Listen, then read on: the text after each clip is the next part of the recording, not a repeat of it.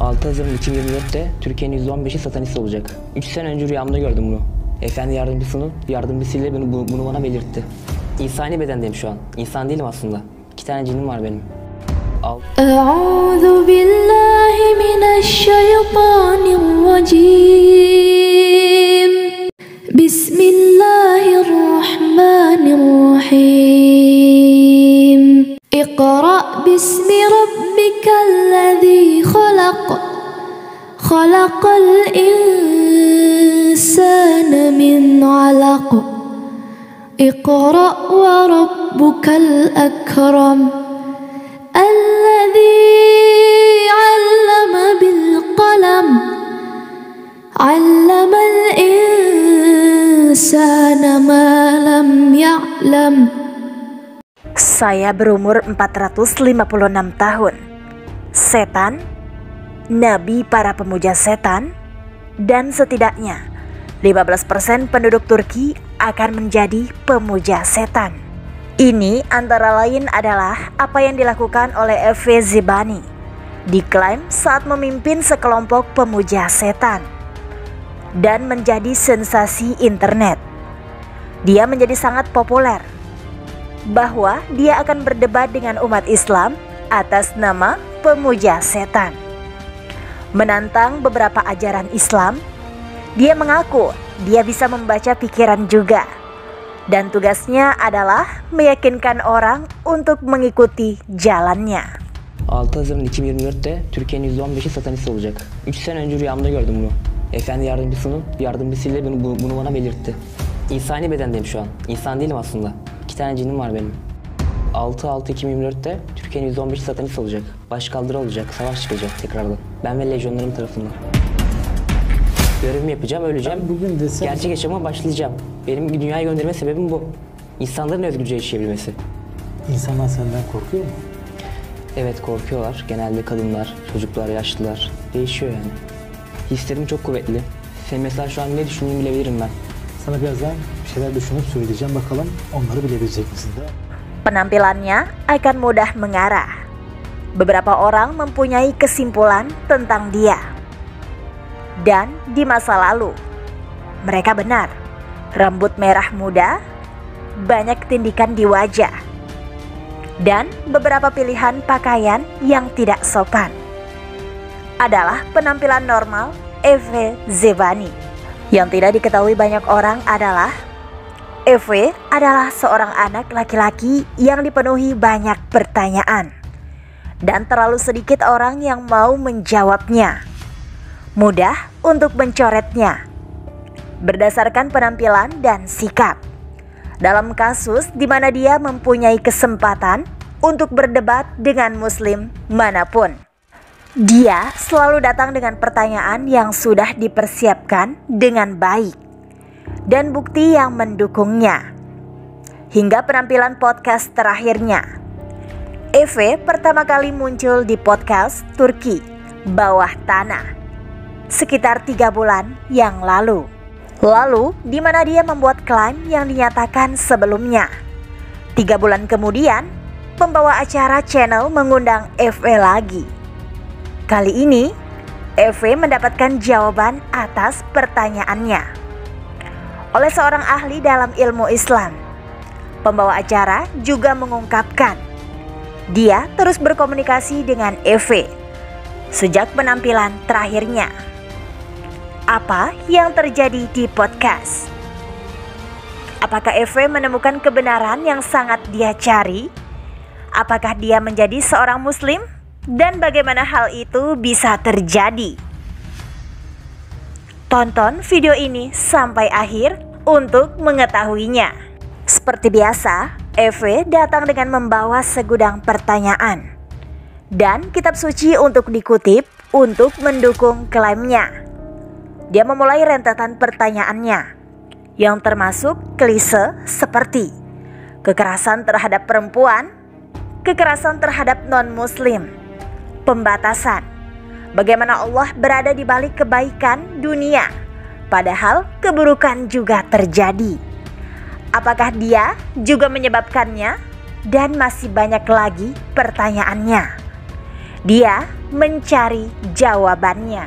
Dari perilakunya, pilihan kata-kata, mudah untuk menyimpulkannya. Sementara dia mungkin tampak antagonis. Dia bersedia tunduk jika dia menemukan jawaban. Katanya lebih dari sekali. Yakinkan aku, mungkin aku akan percaya. İslam dini gerçek bir din olduğuna kanıtlasak sana.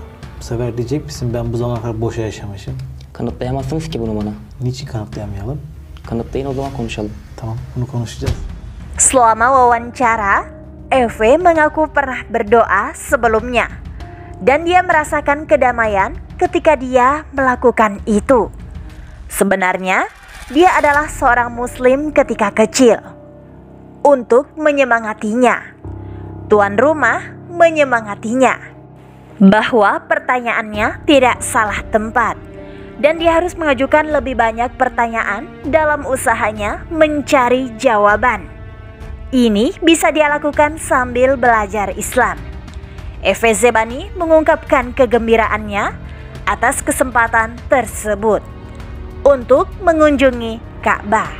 Dia sadar bahwa dia tidak bisa melakukan itu dalam keadaan dan penampilannya saat ini. Dia bertanya-tanya, apakah dia akan merasakan kedamaian di sana seperti yang dia bayangkan. Tuan rumahnya berjanji akan membawanya ke Ka'bah jika dia berjanji untuk menjadi seorang muslim. Di sana dia menegaskan kembali bahwa dia ingin menjadi seorang muslim jika pertanyaannya dijawab dengan meyakinkan. Setelah memikirkannya selama beberapa menit, Eve akhirnya memutuskan untuk menjadi seorang muslim dan mengucapkan syahadat di on air. Eşhedü en la ilahe illallah ve eşhedü enne Muhammeden abdühü ve resulühü. Ne güzel bak. Elhamdülillah. Rabbim şehadetine kal. Dia melangkah lebih jauh untuk mengamati doa bersama sekelompok muslim. Di dalam video menyimpulkan, tuan rumah berjanji bahwa Eve akan mengelilingi Ka'bah. Pada saat video tersebut dirilis, dan ini saya dapat memastikan kebenarannya saat Eve memposting video dirinya di Makkah beberapa hari yang lalu. Masya Allah, Eve adalah contoh dari banyak anak muda yang mudah terpengaruh, yang terus-menerus mencari kebebasan bertindak yang tidak terkendali dan tampil sesuka mereka dengan beberapa orang. Seperti Eve mengambil tingkat yang lebih tinggi dengan menganut setanisme dan pemujaan terhadap hal-hal yang tidak mereka ketahui. Dia sangat populer secara online sambil bertanya-tanya apa yang akan dipikirkan para pengikutnya. Dia yakin itu bukan urusannya, tapi kesempatan untuk menyelamatkan jiwanya harus menjadi tugasnya yang paling penting. Dia tidak berniat menjadi seorang muslim sampai dia muncul di podcast. Dan kejelasan yang dia dapatkan dari yang pertama dan penampilan kedua sudah cukup untuk meyakinkan dia bahwa dia telah tersesat begitu lama. Dan dia dengan senang hati menemukan jalan kembali kepada Allah. Pertobatan Eve dapat menjadi katalisator bagi banyak generasi muda yang telah memilih jalan yang sama dengannya. Perlu menelusuri kembali langkah mereka dan menemukan Allah seperti yang dia lakukan.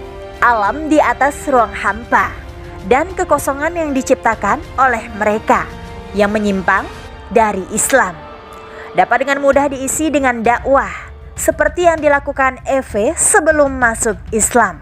Hal ini jika diperkuat lebih lanjut dengan penggunaan media sosial. Kami senang saudara Eve telah diselamatkan.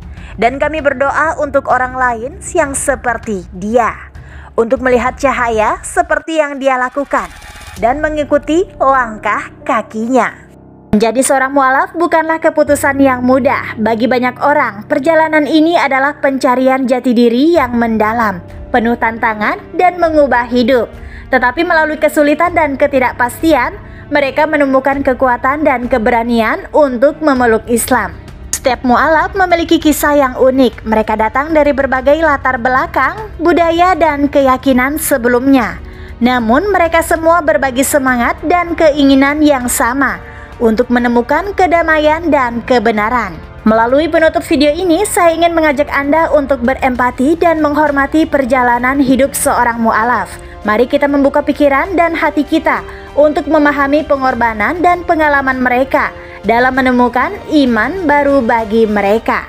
Terima kasih sekali lagi atas waktu dan perhatian Anda. Semoga video ini membantu kita semua memperluas wawasan dan saling menghormati perbedaan kita. Sampai jumpa di video berikutnya. Like postingan ini jika bermanfaat. Kalau setuju tulis di komen ya. Dan jangan lupa subscribe-nya serta share ke teman kamu biar pada tahu. Wallahu a'lam bishawab. Wassalamualaikum warahmatullahi wabarakatuh.